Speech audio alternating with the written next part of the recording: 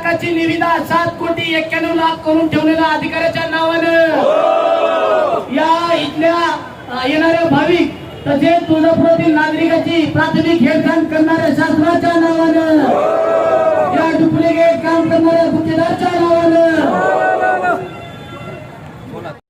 उदाहरण दाखवायचं तुम्हाला त्यावेळेस पासून ते काय झालं ते हे कामाचे फोटो एक आमदारच्यात आहे. खरं तुझ्यामुळं मी 2000 म्हणलं असताना ते मला काही असं व्हायचं मी वायरची व्यवस्था केली असती. वाळू तर नाही. हा मूर्खाचा बाजार आहे राव तुझा. ही काय जॉईंट आंदोलन केलेले संपल्यावर करतो 5-5, 6-6 फुटात जॉईंट आहेत. टोटल भ्रष्टाचार केलेला आहे. या अनुषंगाने टोटल पत्र ही जॉईंट बघा दाखवायचं म्हणजे उदाहरण ही जॉईंट एवढा मोठा भ्रष्टाचार झालेला आहे आणि मुळात ह्याच्या इस्टिमेटपेक्षा डबल किमतीवर करून भोगस केलेला आहे. इथं आज पिण्याची पाण्याची व्यवस्था नाही, नळ नाही, लाईट नाही, काही नाही. फक्त अधिकारी आणि पुढाऱ्यानं गुत्तेदार जोडण्याच्या दृष्टिकोनातून हे केलेलं आहे. याला वाचा फोडण्यासाठी म्हणून आज हे बोंबानं आंदोलन चालू केलेलं आहे. यामध्ये बरेच अशा घटना आहेत की टोटल पॉईंट न पॉईंट दिलेले आहेत आणि पत्रव्यवहार केलेले 2023 पासून पण अद्यापही कुठलीही कारवाई नाही.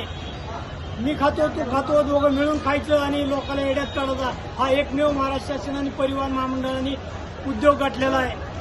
हे जर नाही झालं तर वेळ प्रसंगी न्यायालयात दाद मागून संबंधित अधिकारी असो, पुढारी असो, लोकप्रतिनिधी असो किंवा गुत्तेदार असो यांना कायदेशीर कारवाई केल्याशिवाय आम्ही गप्प बसणार नाहोत. आज महाविकास आघाडीतर्फे आपण या प्रशासनाने जे काही बस स्टँडचं बांधकाम केलेलं आहे याचा निषेध करण्यासाठी बोंब मारो आंदोलन आपण आयोजित केलेलं आहे. या भ्रष्ट प्रशासनाच्या नावानं, या गुत्तेदाराच्या नावानं नवीन बस स्टँड कायद्यानुसार न बांधण्यासाठी किंवा जे काही निकष आहेत त्या निकषानुसार न बांधता प्रवाशांची सोय होईल अशा पद्धतीने न बांधता जे काही पूर्वीचं बस स्टँड होतं त्याच्यामध्ये प्रवाशांना बसण्यासाठी सोय जवळजवळ 30 फुटाचे बेंचेस केलेले होते. तर तुम्ही तिकडे जाऊन बघू शकता की त्याला कुंप लावून ठेवलेले आहे. मला वाटतं 1.5 महिने झालं या बस स्टँडचं उद्घाटन माननीय प्रतापी सरनाईक साहेब व तसेच आपले तुळजापूर तालुक्याचे आमदार यांनी हे काम पूर्ण न होताच उद्घाटन केलेलं आहे. मला वाटतं त्यांना उद्घाटन रोग लागला आहे आमदाराला. न पूर्ण काम होता त्यांनी हे काम पूर्ण करण्याचा घाट म्हणजे उद्घाटन करण्याचा घाट घातला होता.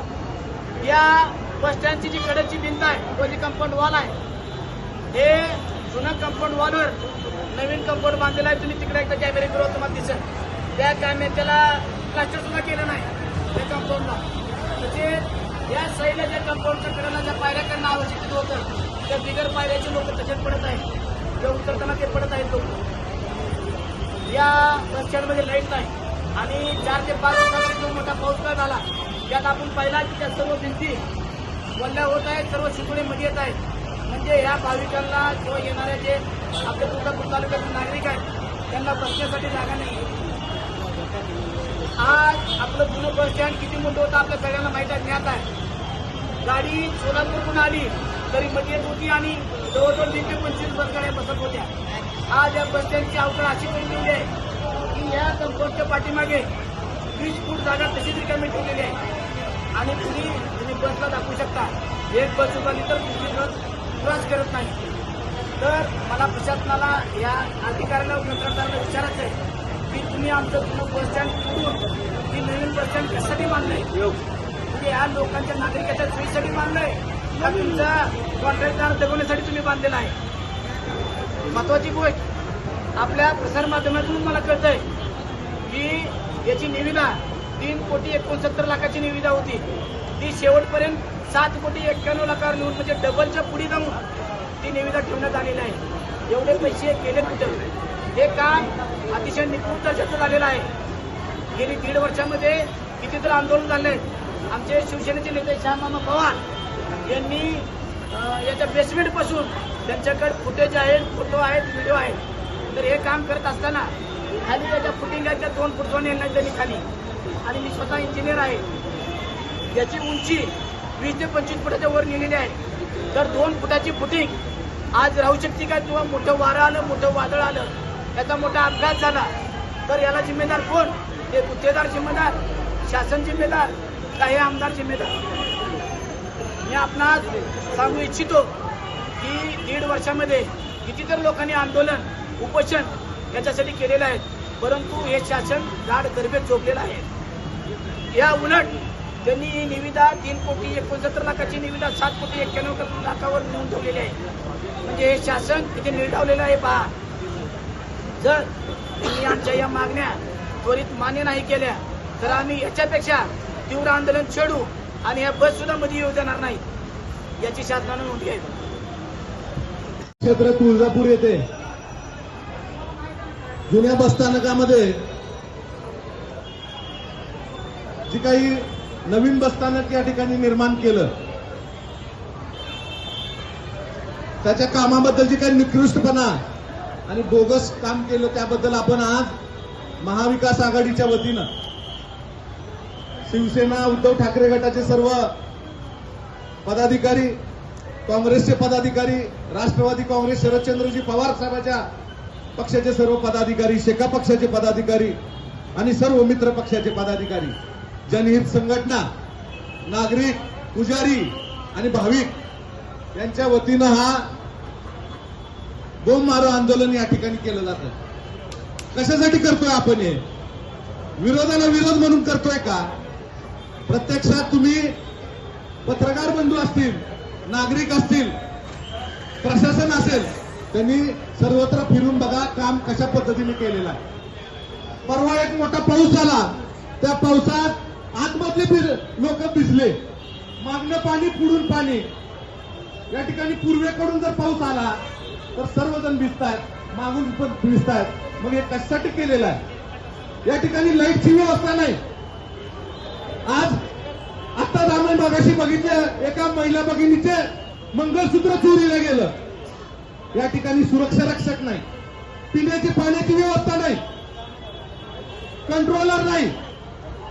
या ठिकाणी कुठली गाडी कुठे लागलेली आहे त्या ठिकाणी सांगायला कंट्रोलर नाही, त्याला माईक नाही. संध्याकाळच्या वेळेला लाईट व्यवस्था नाही. आपण काम जर बघितलं तर जुन्या कामावरच वर काम ओढलेलं आहे. मागे जागा शिल्लक असताना सुद्धा हे पुढे ठेवून का बांधलं? एक बस सुद्धा बसत नाहीये इथं. हे कशासाठी केलंय? काम करत असताना कोट्यावधी रुपयाचे पैसे खर्च केलेत. हे पुढल्या 50-100 वर्षासाठी केलेले गेले. आज ही कामं किंवा पैसा, निधी वेळोवेळी मिळत नाही. मग काही पैशाचा गैरवापर कशासाठी? त्यांचे कार्यकर्ते जगवण्यासाठी. या आमदाराचं असं झालंय, नाव मोठं लक्षण खोटं. मला वाटतंय आज हे बोंबाबोंब आंदोलन मी मगाशीच म्हणलं की विरोध म्हणून करत नाही, हे कामाचा निकृष्टपणा दाखवण्यासाठी.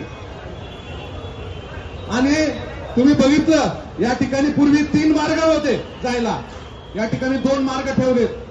जाताना येताना अडचण व्हायला लागली. या चौकामध्ये कंटिन्यू गर्दी होती. तुम्ही समोर बघा. तुम्ही मला वाटतंय की या ठिकाणी प्रशासनानं या दोषींवर कडक कारवाई केली पाहिजे आणि या गुत्तेदाराकडनं परत मागे सरकून परत पुनश्च एकदा बांधकाम करून घेणं गरजेचं आहे. आज मला वाटतंय की एवढं आंदोलन करून आपल्याला थांबायचं नाही. येणाऱ्या 15 दिवसात जर त्यांनी आम्हाला या ठिकाणी या प्रशासनानं सांगितलं नाही की आम्ही हे करतोय, तर आम्ही रस्त्यावर उतरून या आंदोलनाची वेळ यावी लागणार आहे.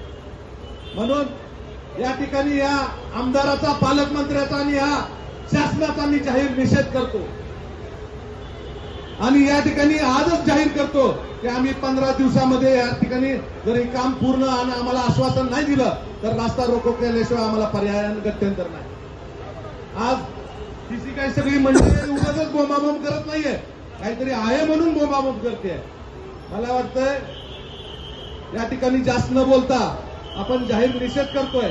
आणि परत एकदा इथं असून न बोंबलणाऱ्याच्या नावानं, या शासनाच्या नावानं, या